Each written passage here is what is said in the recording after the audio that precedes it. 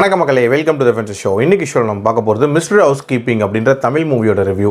இந்த படம் பார்த்தீங்கன்னா ஆல்ரெடி தியேட்டர்ஸில் ரிலீஸ் ஆன ஒரு படம். இப்போ இந்த படம் ஆகா தமிழ் ஓடிடி ஆப்பில் அவைலபிளாக இருக்குது. இந்த படத்தில் ஹரி பாஸ்கர், லோஸ்லியா மற்றும் பலர் நடிச்சிருக்காங்க. இந்த படம் ஒரு ஃபன் ஃபில்ட் ரொமான்டிக் ட்ராமா அப்படின்னே சொல்லலாம். கிட்டத்தட்ட அட்டகத்தி ஸ்டைலில் ஒரு ஜாலியான ஒரு ரொமான்டிக் மூவி அப்படின்னே சொல்லுவேன். ஆக்சுவலாக இந்த படத்தோட கதை அப்படின்னு பார்த்தீங்கன்னா, ஹரி பாஸ்கர் காலேஜ் டேஸில் லாஸ்லியாவை துரத்தி லவ் பண்ணிட்டு இருக்காரு. பட் லாஸ்லியாவுக்கு சுத்தமாக ஈடுபாடே இல்லை அப்படின்னே சொல்லலாம். ஒரு கட்டத்தில் பயங்கரமாக கடுப்பாகி ஒரு சவால் மாதிரி விடுறாரு. அதாவது இன்னொரு நல்ல நிலைமைக்கு வந்து இதை விட ஒரு சூப்பரான பொண்ணை கரெக்ட் பண்ணி காட்டுறேன் அப்படின்ற மாதிரி. 4 வருஷத்துக்கு அப்புறம் போய் பார்த்தீங்கன்னா அவங்களோட வீட்டுக்கே ஹவுஸ் கீப்பிங் வேலைக்காக இவர் போகிற மாதிரியான ஒரு சூழ்நிலை உண்டாகுது. அது எதனால் உருவாகுது, அதுக்கப்புறம் அந்த லவ் ட்ரையாங்கிள் அப்படின்றதுல என்ன மாதிரியான விஷயங்கள் நடக்குது, அண்ட் டுவர்ட்ஸ் தி எண்ட் யாரை கல்யாணம் பண்ணா அப்படின்ற மாதிரி நிறைய விஷயங்களை சொல்லக்கூடிய ஒரு படம் தான் இந்த படம். எனக்கு இந்த படத்தில் பிடிச்ச விஷயம் அப்படின்னு பார்த்தீங்கன்னா, இந்த படத்தோட பர்பஸை ப்ராப்பராக சாட்டிஸ்ஃபை பண்ணியிருக்கு அப்படின்னே சொல்லலாம். அதாவது ஒரு ஃபன் ஃபீல்டான ஒரு ரொமான்டிக் ட்ராமா போர் அடிக்காமல் கொடுக்கணும் அப்படின்ற மாதிரி யோசிச்சிருக்காங்க.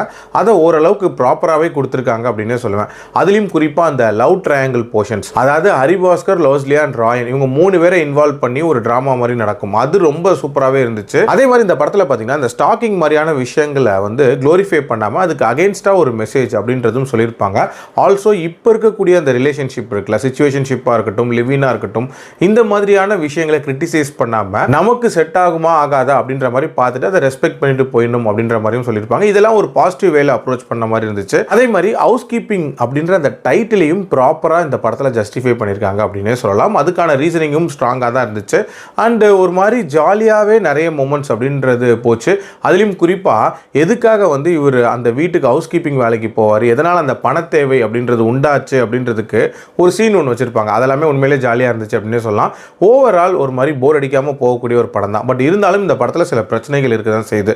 அதாவது நிறைய சீன்ஸை ஸ்டேஜ் பண்ண விதம் அப்படின்றது ரொம்ப கன்வீனியண்ட்டாக கொஞ்சம் ஆர்டிஃபிஷியலாக இருந்துச்சு அப்படின்னே சொல்லலாம். உதாரணத்துக்கு இவங்கெல்லாம் வந்து பொண்ணு பார்க்கறதுக்காக கிளம்பி போகும்போது ஆட்டோ கரெக்டாக வந்து லோஸ்லியா வீட்டு வாசலில் நிற்கும் அப்படின்ற மாதிரி காட்டுவாங்க. அந்த சீன்லாம் ரொம்ப ஃபோர்ஸ்ஃபுல்லாக கிரியேட் பண்ண மாதிரி தான் இருந்துச்சு. அதே மாதிரி லாஸ்லியாவுக்கு இவர் மேலே எப்படி அந்த நல்ல ஒப்பீனியன் இனிஷியலாக உண்டாகும் அப்படின்றதுக்கான அந்த ஃப்ளாஷ்பேக்கும் வந்து ரொம்ப ஆர்டிஃபிஷியலாக தான் இருந்துச்சு அப்படின்னே சொல்லலாம். அண்ட் டுவர்ட்ஸ் தென் அந்த கிளைமேக்ஸில் நடக்கக்கூடிய காட்சிகள் அப்படின்றதுமே லாஜிக்கு கொஞ்சம் அப்பாற்பட்டு தான் இருந்துச்சு. பட் ஸ்டில் ஓவரால் பார்த்தீங்க அப்படின்னா ஒரு ஜாலியாக டைம் பாஸுக்கு பார்க்குற மாதிரியான ஒரு படம். என்னோட ரேட்டிங் இந்த படத்துக்கு 2.9 out of 5. அடல் கண்டென்ட்லாம் இல்லை, ஜாலியாக பார்க்கலாம். மீண்டும் அடுத்த சந்திக்கிறேன். நன்றி, வணக்கம்.